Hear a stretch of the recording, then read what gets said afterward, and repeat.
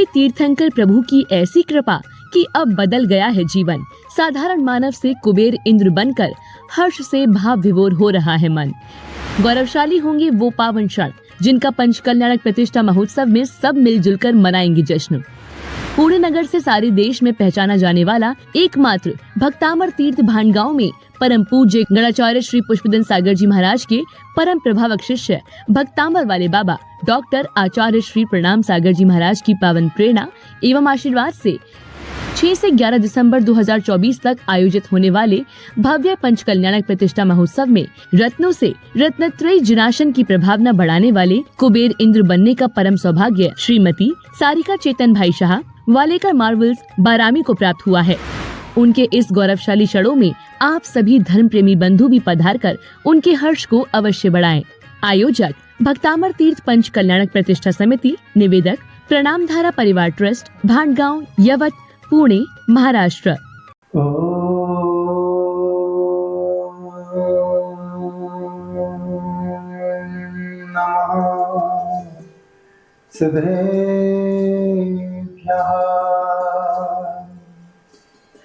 मंगलम भगवान वीरो मंगलम गौतमो गणी मंगलम पुष्पदंताद्यो जैन धर्मोस्तु मंगलम सर्वमंगल मांगल्यम सर्वकल्याणकारकम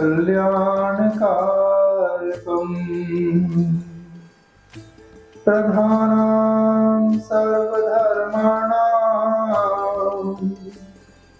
जैनं जयतु शासनम् जैनं जयतु शासनम् जैनं जयतु शासनम्।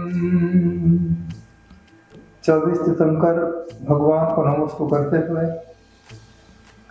अनंतानंत शीतपर दृष्टि को नमस्कार करते हुए, चारित्र चक्रवर्ती आचार्य शांति सागर जी महाराज को नमस्कार करते हुए, भणाचार्य आचार्य पुष्पदंत सागर जी को नमोस्तु करते हुए, आज मैं आपके बीच में एक तारीख आपके बीच में आ रही है, जिस तारीख से आप परिवार को एक कर सकते हो, परिवार में सामंजस्य बना सकते हो, परिवार में आत्मीयता दिखा सकते हो। वह तारीख है 29 नवंबर 2024। 29 नवंबर जिसके साथ जुड़ा है 2 और लास्ट में है 9, 2 9 दोनों को मिलाने की तारीख है 2 9। उल्टा हो जाए तो आप दूरियां बढ़ा लेते हो, अलग अलग हो जाते हो, क्योंकि वहां पर 9 तो 11 हो जाता है और यहाँ पर दोनों 11 हो जाते हैं। और 11वां महीना है, 11 करने के लिए, जोड़ने के लिए, एकता के सूत्र से बांधने के लिए, जब एक के साथ एक जुड़ जाता है तो 11 हो जाता है, और एक के साथ एक मिल जाता है तो फिर 2 हो जाया करता है। दोनों को जोड़ने का दिन है 29 नवंबर। हमारे आचार्य पुष्पदंत सागर जी ने 29 नवंबर को ही 4 मुनियों को आचार्य पद प्रदान किया, जिसमें आचार्य प्रसन्न सागर जी महाराज, आचार्य पुरक सागर जी महाराज, आचार्य प्रमुख सागर जी महाराज और एक आचार्य आपके सामने बैठा है। सिर्फ मैं जोड़ने का काम करता हूं, आत्मीयता के साथ आपको धार्मिक से मिलाने का काम करता हूँ। पंचम काल है। इस पंचम काल में जहाँ पर आत्मीयता हुआ करती है, जहाँ पर प्रेम हुआ करता है, जहाँ पर वात्सल्य हुआ करता है, वहीं पर ही भक्त संत को भगवान मान करके नतमस्तक हो जाया करते हैं। और जहाँ पर आत्मीयता नहीं होती है, सिर्फ अकेले अकेलेपन के साथ जीने की भावना होती है, वहाँ पर कोई जुड़ना पसंद नहीं करता है। आज जो मुझे गुरु ने दिया है वही मैं आपको दे रहा हूँ। मेरी भावना यही है, दोनों एक हों, धर्म और भक्त एक हों। इसीलिए मैं पूरे देश में भक्तामर की प्रभावना कर रहा हूँ। सारी दुनिया को भक्तामर से जोड़ रहा हूँ। चाहे जैन हो, चाहे हिंदू हो, किसी भी धर्म को मानने वाला हो, मैं एक ही बात कहता हूँ, यदि संसार में अपने जीवन का उद्धार करना चाहते हो तो दोनों एक हो जाओ। भक्त भगवान के पास आकर के एक हो जाए, तभी जाकर के उसकी आत्मा का कल्याण हो सकता है। इंद्रभूति, अग्निभूति और वायुभूति जैसे ही भगवान महावीर स्वामी के समक्षण में जाकर के उस मानस्तंभ को देखते हैं, उनके हाथ जुड़ जाते हैं। जब दोनों एक हो जाते हैं तब जाकर के भगवान महावीर स्वामी की दिव्य धुनी का धर्म लाभ प्राप्त हुआ करता है। आप विचार कीजिए कि आप अपने जीवन में दो हाथ मिले हैं, जब दो हाथ जुड़ जाते हैं तो सामने वाला भी दो हाथ जोड़ करके आपके सामने आके खड़ा हो जाया करता है। क्योंकि हर व्यक्ति अपने अपने अहंकार के साथ जी रहा है, कोई किसी के सामने झुकना पसंद नहीं करता है। जब हमारे हाथ झुक जाते हैं, जुड़ जाते हैं, सामने वाले के हाथ अपने आप जोड़ना सिखा देते हैं, अपने आप सामने को झुकाना सिखा देते हैं। ये जुड़ने की कला है, जोड़ने की कला है। इसलिए हमारे जैन आगम में मेरी भावना है, उसमें लिखा है, मैत्री भाव जगत में मेरा, सब जीवों से नित्य रहे, दीन दुखी जीवों पर मेरे, उर से करुणा स्तोत्र बहे। मैत्री भाव जगत में मेरा। इस संसार में जहाँ पर मैत्री के भाव होते हैं, आत्मीयता के भाव होते हैं, समर्पण के भाव होते हैं, जैन धर्म में इतना लिखा हुआ है, आपकी मित्रता एक इंद्रिय के साथ भी होना चाहिए, आपकी मित्रता दो इंद्रिय के साथ भी होना चाहिए, तीन इंद्रिय के साथ भी होना चाहिए, चार इंद्रिय के साथ भी होना चाहिए, पंच इंद्रिय के साथ भी होना चाहिए, संगी जीवों के साथ भी होना चाहिए, असंगी जीवों के साथ भी होना चाहिए। जो त्रियंच प्राणी हैं उनके साथ भी मित्रता के भाव होना चाहिए।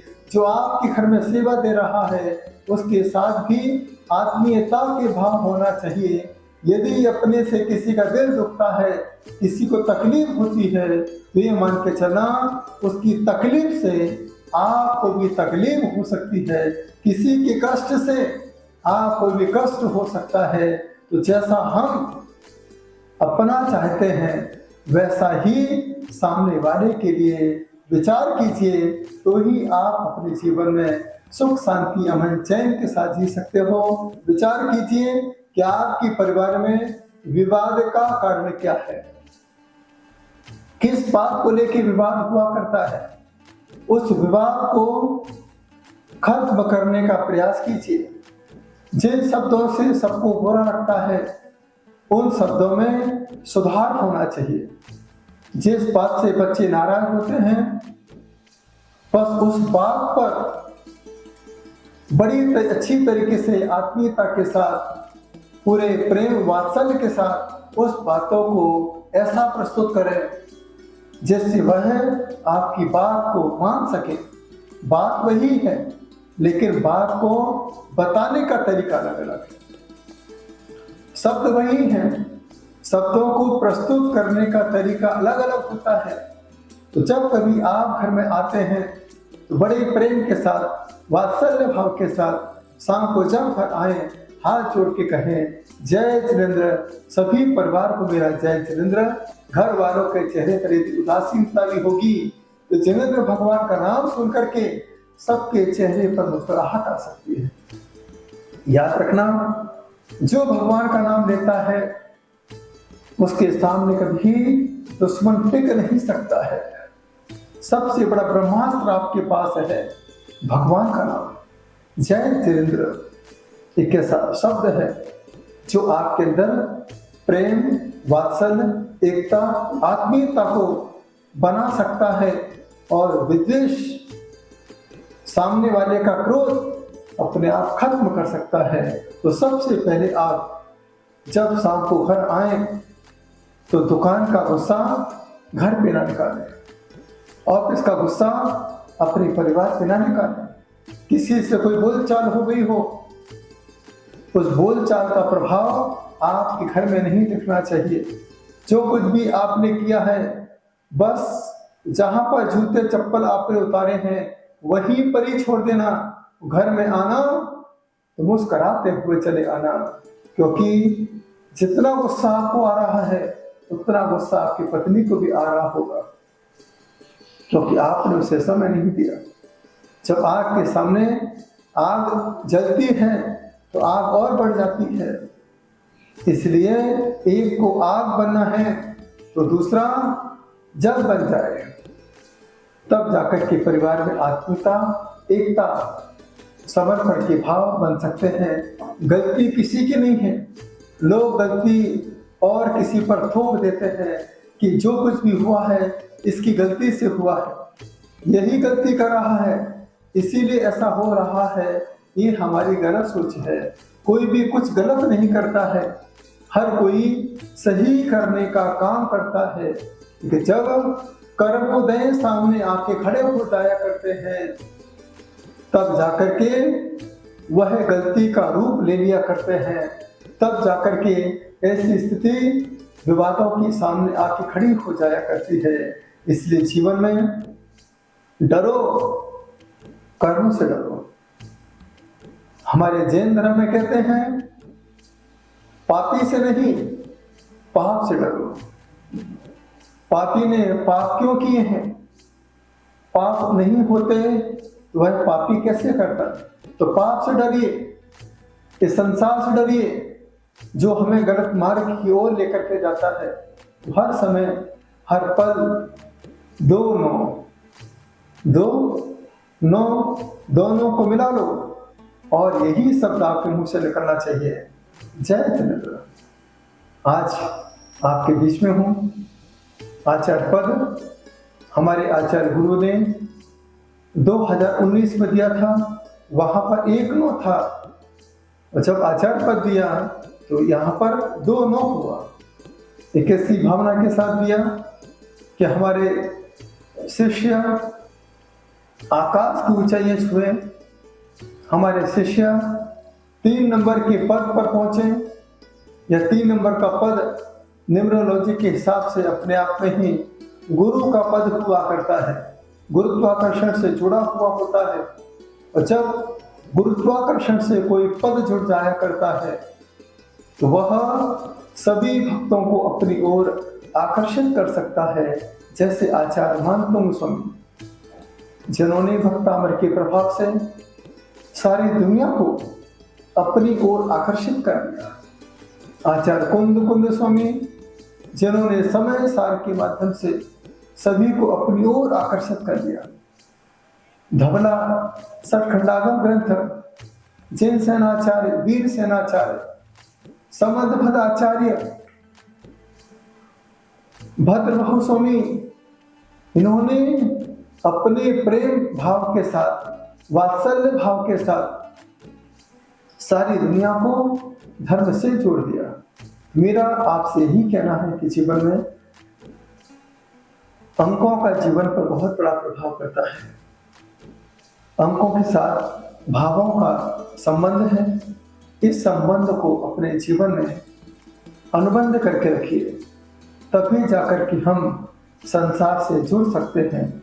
जहाँ पर संबंध अच्छे नहीं होते हैं, वहाँ पर कोई आपसे जुड़ना पसंद नहीं करता है। तो जीवन के सूत्रों के साथ आप जुड़ते जाइए। यही प्रभु से प्रार्थना करें कि अपने से किसी का दिल ना दुखे, किसी के प्रति हमारे अंदर वैर भाव पैदा ना हो। इसलिए अपने जीवन में 3 चीज़ों को हमेशा पढ़ते रहना। सबसे पहले आलोचना पाठ पढ़ते रहना, इसके बाद मेरी भावना पढ़ते रहना, और इसके बाद अंतिम समय की जो भावना है, रात को सोने के फिर एक बार समाधि मरण भावना पढ़ते हुए विश्राम करना। यही भावना के साथ करना, दिन रात मेरे स्वामी मैं भावना ही भावूं, देहांत के समय में तुमको न भूल जाऊं। शत्रु अगर कोई हो संतुष्ट उसको कर दूं, समता का भाव धरकर सबसे क्षमा कराऊं। दिन रात मेरे स्वामी मैं भावनाएं भावूं। ऐसी भावना हर पल आप भाते रहिए, तो ही आप इस मार्ग तक आ सकते हैं, इस संयम के मार्ग से जुड़ सकते हैं। संयमी का आपको पूरा आशीर्वाद प्राप्त हो सकता है।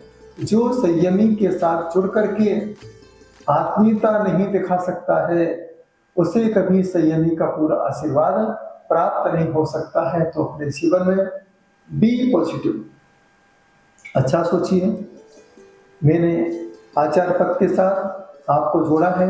आइए इस आचार्य महोत्सव में शामिल होइए। भक्तावर करस तीर्थ जो आपके पूना के करीब है, इतना सुंदर तीर्थ है। यहाँ पर आते ही आपको कलश देखने को मिलेगा। इस कलश के अंदर साक्षात भक्तामर ही भक्तामर भरा हुआ है। नवग्रह की 9 मूर्तियां हैं। साक्षात जिनवानी माता है। दिव्य शक्ति का दिव्य आशीर्वाद है।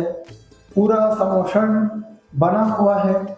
बस एक बार पूरे मनोभाव के साथ प्रभु से ही प्रार्थना करें, बस मेरे जीवन में गुरु का आशीर्वाद मिलता रहे, गुरु की कृपा दृष्टि मिलती रहे, और मैं अपने जीवन में अपनी आत्मा का कल्याण कर सकूं। इसी पुनीत भावना के साथ सभी भक्तों को मेरा बहुत बहुत आशीर्वाद।